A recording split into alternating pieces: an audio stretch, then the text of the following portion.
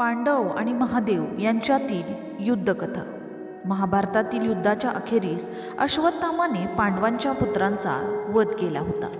पण तुम्हाला माहीत आहे का की पांडव आपल्या मुलाच्या हत्येसाठी भगवान शिवांना दोषी मानू लागले होते आणि ते त्यांच्याशी युद्ध करू लागले। पांडव आणि भगवान शंकर यांच्यातील युद्धकथेबद्दल आज आपण पाहणार आहोत। हा प्रसंग महाभारत युद्धाच्या अखेरच्या दिवसांचा आहे। युद्धाच्या अखेरच्या दिवशी दुर्योधनाने अश्वत्थामाला आपल्या सेनेचा सेनापती म्हणून नियुक्त केले होते। आपल्या मृत्यूची वाट पाहत असलेल्या दुर्योधनाने अश्वत्थामाला म्हटले, मला कुठल्याही परिस्थितीत पाचही पांडवांचं कापलेलं शीर पाहायचं आहे। अश्वत्थामाने यासाठी पांडवांच्या मृत्यूचं षडयंत्र रचलं।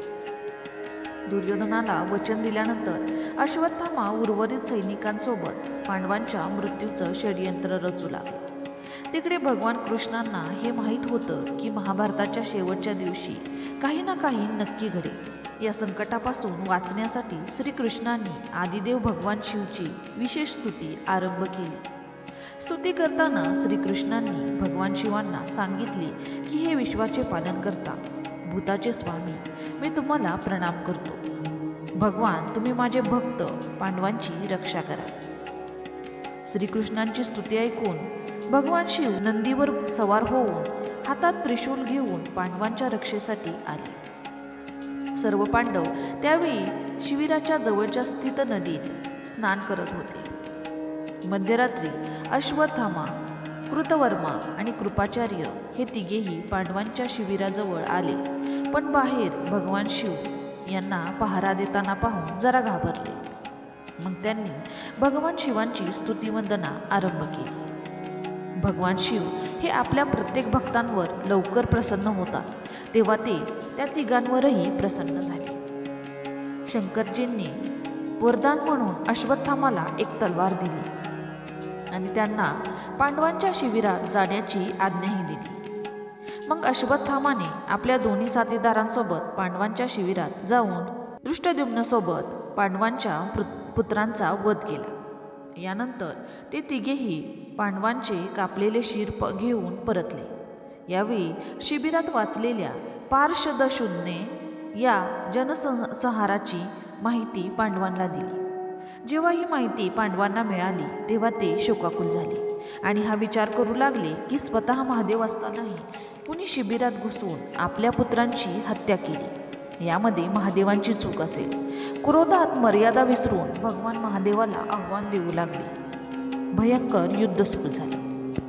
पांडव जेवढे अस्त्र भगवान शिवांवर चालवत होते ते सर्व भगवान शिवांच्या शरीरात समावून जात होते, कारण पांडव हे श्रीकृष्णांच्या शरणमध्ये होते आणि भगवान शिव हरिभक्तांच्या रक्षेत स्वतः तत्पर राहतो। त्यामुळे शांत स्वरूप शिवांनी पांडवांना सांगितले की तुम्ही श्रीकृष्णाचे उपासक आहात, म्हणून मी तुम्हाला क्षमा करतो, अन्यथा तुम्हा सर्वांचा वध केला असता।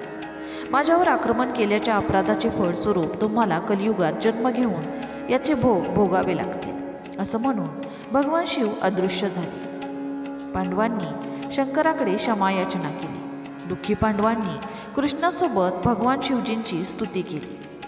पांडवांच्या स्तुतीला प्रसन्न होऊन भगवान शिव प्रगट झाले आणि त्यांना वरदान मागायला सांगितलं। तेव्हा पांडवांकडून भगवान कृष्ण महादेवाला म्हणाले, हे प्रभू, पांडवांनी जी मूर्खता केली होती त्यासाठी ते क्षमाप्राप्ती आहे, अर्थात त्यांना क्षमा करा आणि दिलेल्या श्रापातून मुक्त करा। भगवान शिव म्हणाले, हे कृष्ण, त्यावेळी मी माझ्या मायेच्या प्रभावात होतो, म्हणून मी पांडवांना श्राप दिला आणि मी आता दिलेला श्राप परत नाही घेऊ शकत, पण मुक्तीचा मार्ग नक्की सांगू शकतो।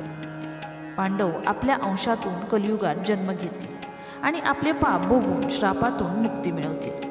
युधिष्ठिर वत्सराजचा पुत्र बनून जन्म घेईल, त्याचं नाव बलखानी असेल आणि तो शिरीष नगरचा राजा असेल।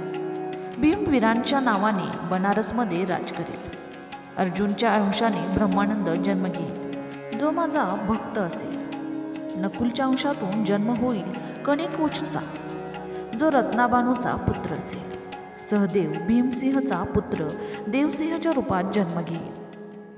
दिलेल्या श्रापातून मुक्ती मिळवण्याचा मार्ग मिळाल्यानंतर पांडवांनी भगवान शिवांना हात जोडून प्रणाम केला आणि यानंतर भगवान शिव अंतर्ध्यान झाले। तर अशी ही पांडव आणि भगवान महादेव यांच्यातील युद्धकथा। आशा करते तुम्हाला हा व्हिडिओ आवडला असेल। व्हिडिओ आवडला असेल तर व्हिडिओला लाईक आणि चॅनलला सबस्क्राईब नक्की करा। धन्यवाद।